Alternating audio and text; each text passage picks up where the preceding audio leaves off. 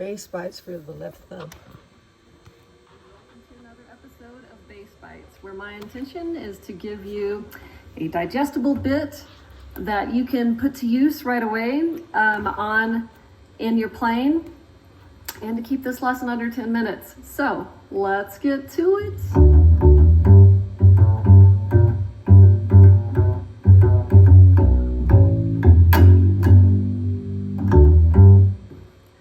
So looking at for me, I'm a right-handed player, so what my left hand that's up on the fretboard in the neck is actually doing when I play.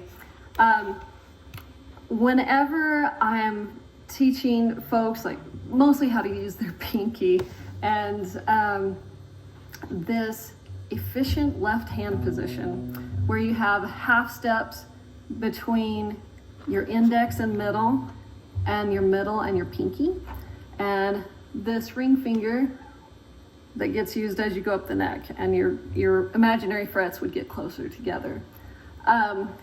So we've got different exercises for doing that, which we'll do in another episode here. But looking at the thumb, I'll encourage people to have it basically behind their middle finger, or kind of in between middle and index, as though you were drinking a glass of water, right? And kind of this hand position. You want a natural, relaxed hand position as much as possible. But what actually ends up happening for me, sometimes my thumb goes up, sometimes it comes around, and sometimes it is in that beautiful, like picture position, right? So what I want to have you take a look at is what my thumb actually does. Is the whole idea that I want to get across is to be able to have a flexible, movable hand. As we talk about this position just for efficiency, but then, it's kind of like you learn the rule to break it, but then you adapt it to your body and to your playing. So I'm just going to jam on something for a little bit, and you get to see what my thumb does. Okay, so we're getting where you can see, hopefully, what my left hand is actually doing.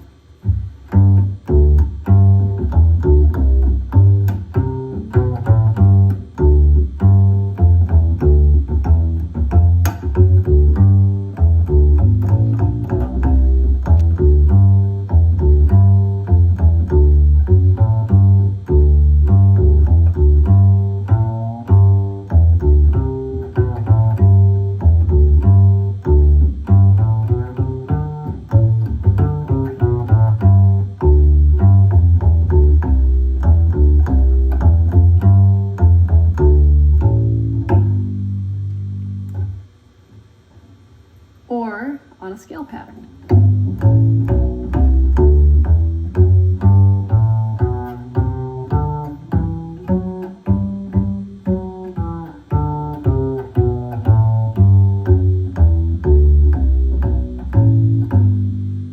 So you can see sometimes my thumb's kind of up. Sometimes when I'm shifting, or if I'm really got a target note, it's right behind that. So if I'm also reaching up for that high C on the G string, I might do a shift up for it. So, because I could shift my whole hand. I could do that. But what I more likely do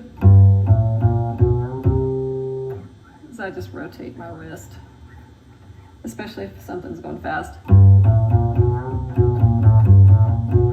Right. So look at that half step.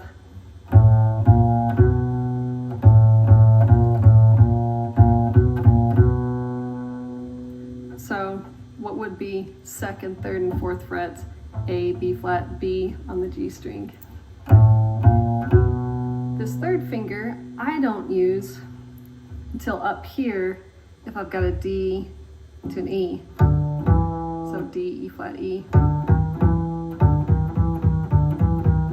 Right, or I'm going up, but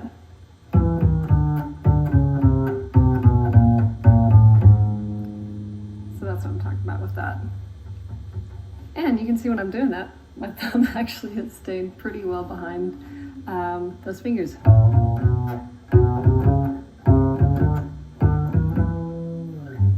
But yeah, when I'm playing,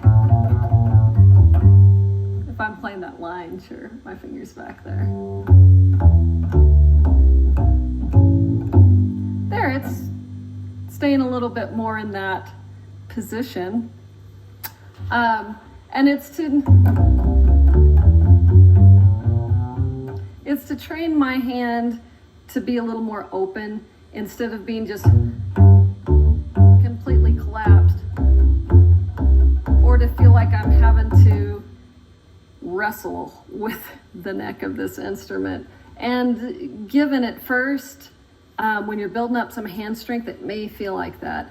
And or if your bass has an especially thick neck or a high action, then you're going to need a little more strength. So on that note, I would encourage you to try out other basses, because if you only have your instrument as a reference, you don't know what other setups are possible.